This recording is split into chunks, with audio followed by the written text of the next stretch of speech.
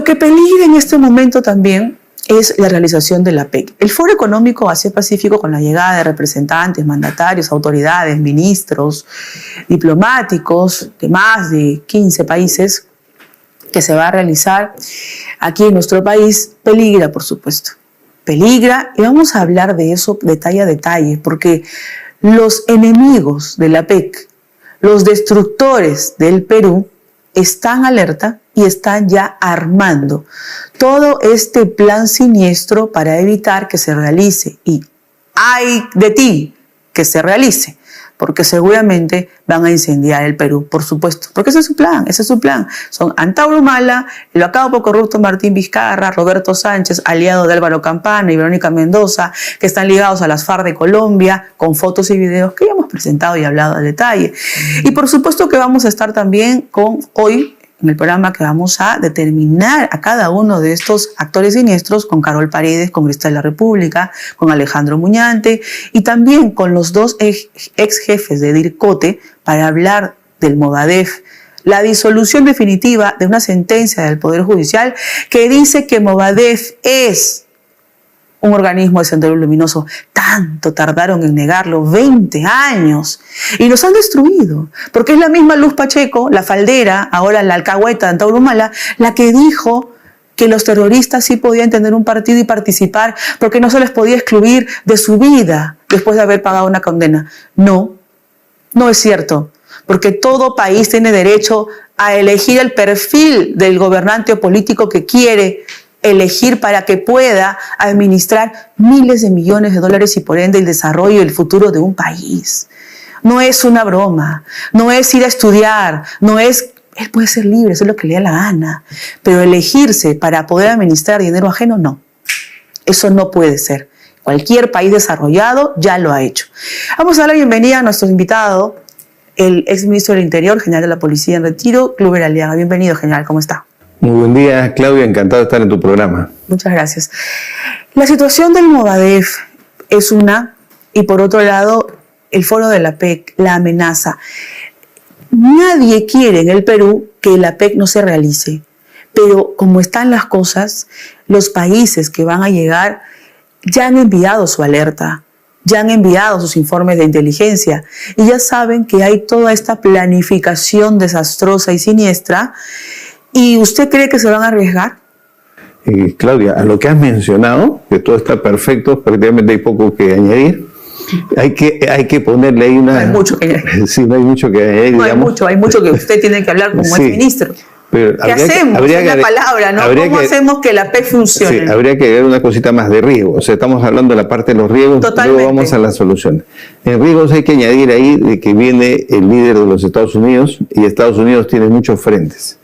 Todos los enemigos de Ucrania y todos los enemigos de Israel. Y ahí hay grupos extremistas, de tal manera que para ellos tranquilamente hacer una operación de sabotaje, un atentado acá en el Perú, es viable, tienen las facilidades, tienen la tecnología. Por otro lado, el Perú no tiene, aparte de la situación que has mencionado, la situación interna, no tiene las mejores condiciones para realizar un evento de esta naturaleza.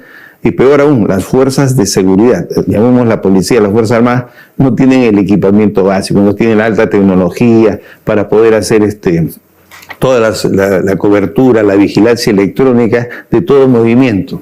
O sea, hasta el tema de los drones lo tenemos, digamos, en las condiciones más precarias.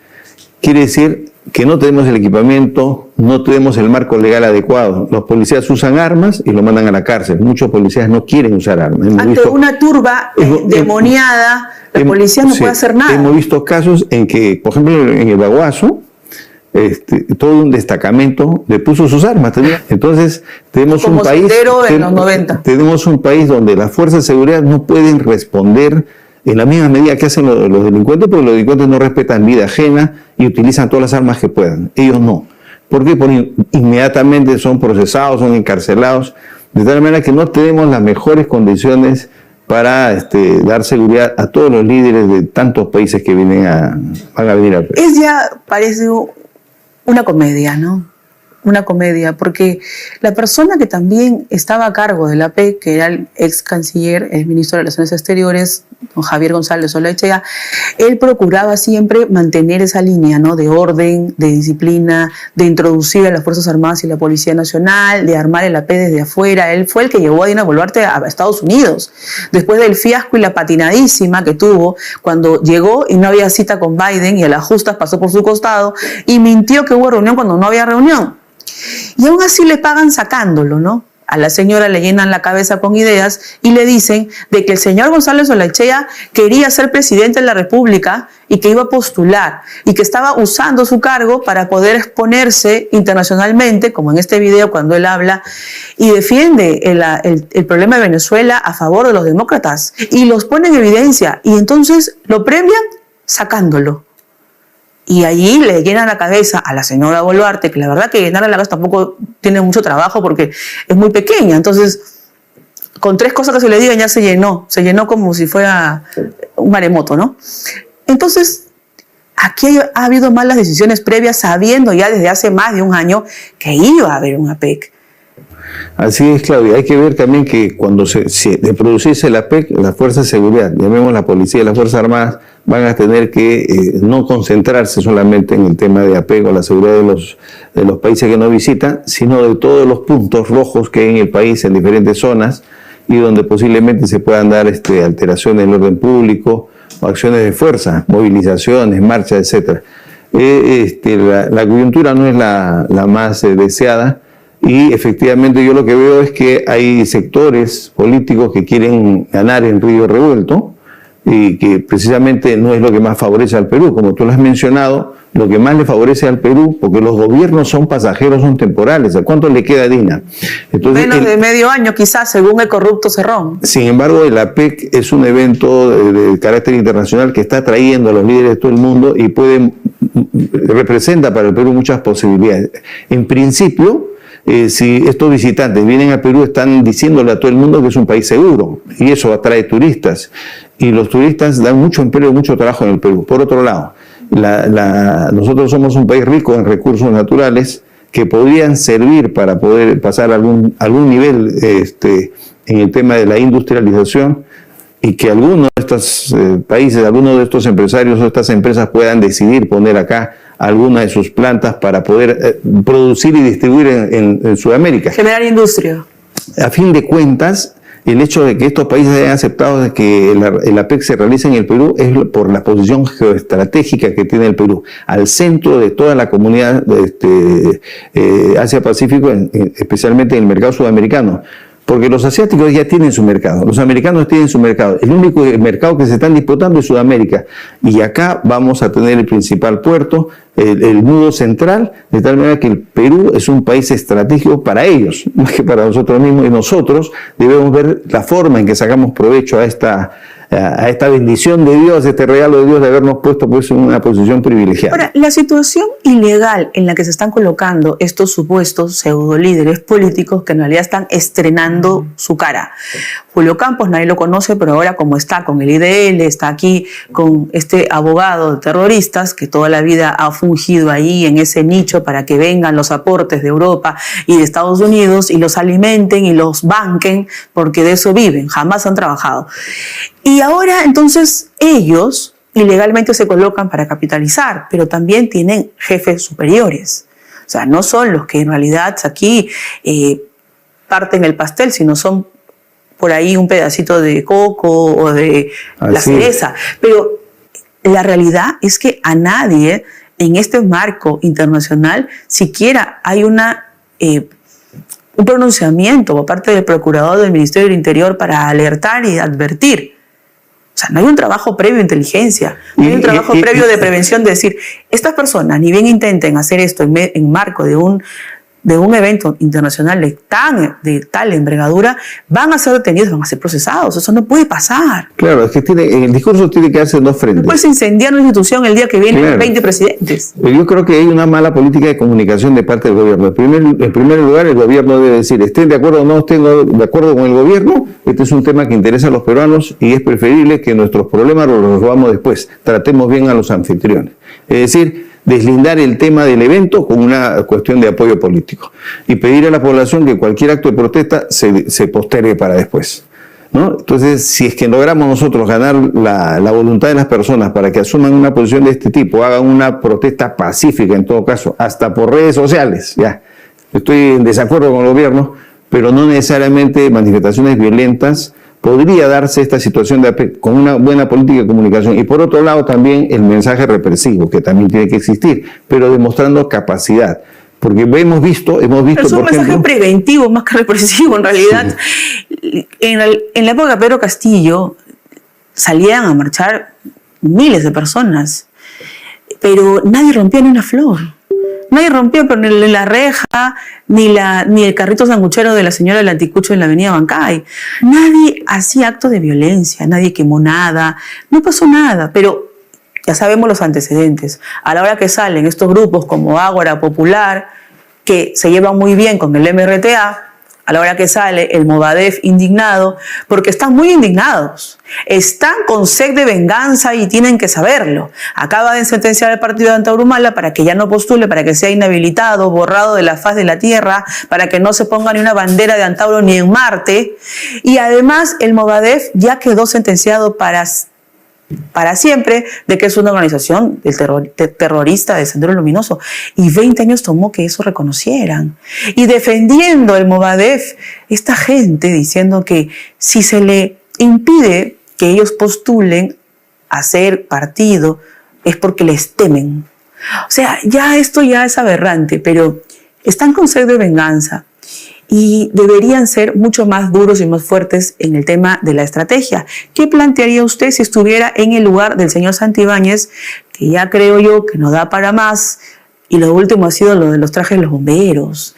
O sea, esto ya es una burla, pero también eso, más allá de la crítica sistemática, estamos en contra del Perú, porque ellos son los que administran al Estado. Claudia, mira, una cosa que es importante precisar es que estas organizaciones de extrema izquierda que posiblemente reciban financiamiento externo y que haya mucho más tentáculos que los nacionales porque obedecen a consignas desde afuera, son un partido de cuadros. ¿Qué quiere decir eso? Que los dirigentes y sus militantes acérrimos han tenido toda una formación doctrinaria e incluso hasta militar, de tal manera que no hablamos de muchas personas y los organismos de inteligencia los deben tener bien mapeados. Sin embargo, ellos, sin presentarse como Sendero Luminoso, el caso de Movadef, movilizan a las personas. Y estas personas no están necesariamente, o sea, no están conscientes de que es sendero. Usan carcasas. Es decir, a los que llamamos organismos generados de fachada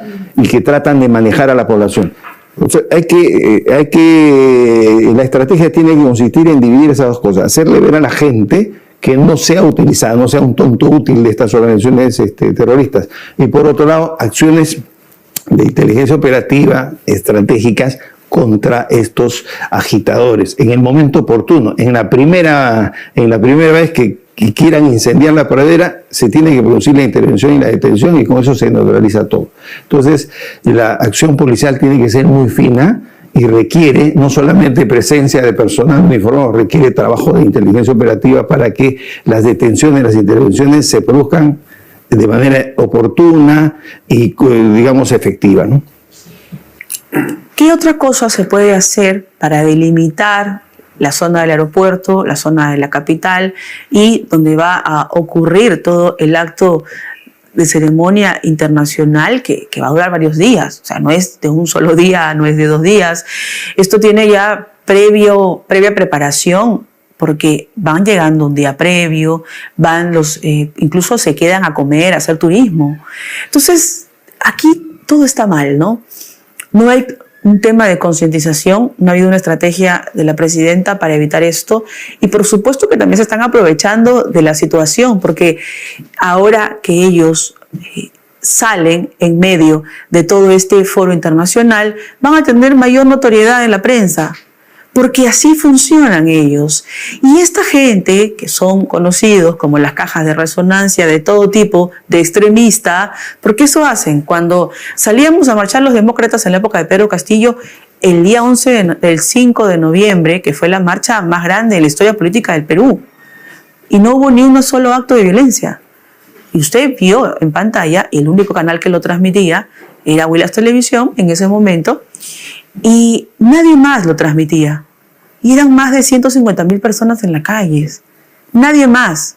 Solamente fueron a hacer tomas de si había una persona detenida o si había una persona desmayada o a alguien le echaron agua. A hacer más bien crítica de cualquier cosita de pelo de gato que encontraban, porque esa es su posición, porque también son izquierdistas y socialistas.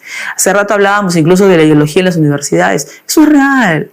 Y gracias a Dios, a mí no me convencieron ni me influyeron en nada porque tengo mi propio cerebro, pero los jóvenes no. Los jóvenes no. Eso es muy fácil de influir, pero a eso me refiero. Muy probablemente no hay una lucha ideológica en el país. El gobierno o los demócratas no hacen la lucha. Solamente se ve que hay un esfuerzo de los extremistas que hacen mucho trabajo ideológico en academias, en ciertos programas de asistencia de ayuda social. Aprovechan que hacen algún acercamiento a la ciudadanía para ir vendiendo su ideología. Y eso se nota cuando tú interactúas con jóvenes, ¿no? Que de dónde han sacado esas ideas, quién se las ha hecho, y efectivamente han sido contactados a través de ONGs, de organismos de supuesta ayuda. Eso se está dando, eso se sabe hace muchos años, sin embargo también se ve que el Estado, el gobierno no reacciona de manera inteligente. Hay que darle la lucha ideológica, hay que ir al terreno ideológico y decirle pues que eso es una falacia, ¿no? La propuesta. Una falacia quiere decir que es una aparente verdad, suena bonito, la ideología izquierdista suena muy bonito, porque dice, hagamos una sociedad donde no haya ricos que exploten a los pobres, sabios que se aprovechen de los ignorantes, fuertes que abusen de los débiles, hagamos una sociedad donde todos seamos iguales. Suena bonito, pero es una falacia, una gran mentira, porque la igualdad es una ficción jurídica. No hay dos gotas de agua exactamente iguales, y la grandeza de los seres humanos es que somos diferentes, cada uno tiene algo que el otro no tiene, y eso precisamente permita que nosotros como especie, como sociedad, podemos llegar a desarrollos ilimitados. Ahora, son tan hipócritas tal cual como usted dice la ideología. La pregunta que le quiero hacer para terminar, general, es cuando esta gente gobierna, como en el caso de Carlos Rivera con el IDL, cuando estaba como ministro Avelino Guillén, ahí todo estaba bien. Ahí no había que hacer revueltas, ahí no se aplastaba junto a dirigentes para poder cuestionar lo que estaba haciendo Castillo. Ahí todo estaba maravillosamente bien, era el país de las maravillas, era una Alicia. Entonces, todo estaba correcto. Y ahora que ya no gobiernan porque no han querido también, ojo, la información es que en realidad se les ofreció, porque saben de su poderío y sabían de sus influencias en el sistema de justicia, pero no quisieron, porque para ellos es más importante, por decisión ya unánime, hacer adelanto de elecciones, entre comillas, porque no existe tal figura en el marco legal, empujar con todo, incendiar con todo, y para eso se han aliado, por supuesto, aquí está la prueba, con Antauro Humala. ¿Qué mejor que él que incendiar por gusto? Yo creo que, Claudia, hay que enseñar a la población a detectar mentiras. Las mentiras normalmente suenan bonitas, parecen buenas, por eso que los estafadores logran venderte un tumi de oro, entre comillas, que no es de oro, un balurdo. Es decir, se usa mucho el engaño, y la población no sabe identificar cuándo se le está mintiendo. Por ejemplo, es clarísimo de que los jóvenes o las organizaciones sociales se movilizan porque hay un capital detrás, ¿no? Hay alguien que está moviendo. No es gratis. No es gratis. No es gratis. Entonces, básicamente hemos visto qué sectores son los que movilizan a los jóvenes, qué sectores hacen campaña, son efectivamente los que están vinculados a la extrema izquierda. Habría que averiguar de dónde vienen esos capitales y cómo es que llegan esos capitales a las universidades, a los dirigentes estudiantiles. Es un trabajo por hacer todavía, pero que quede claro de que siempre hay una intención y una voluntad, ¿no? Y hay financiamiento de alguien. ¿Quién está financiando eso? Hasta ahorita no se ha precisado, pero llega capital a los estudiantes en las universidades, en las academias, en los sindicatos, en las asociaciones. Y ese capital no es del Estado, es un capital que viene afuera y justamente se da para hacer este tipo de actos de violencia y fuerza. Así es. Muchas gracias.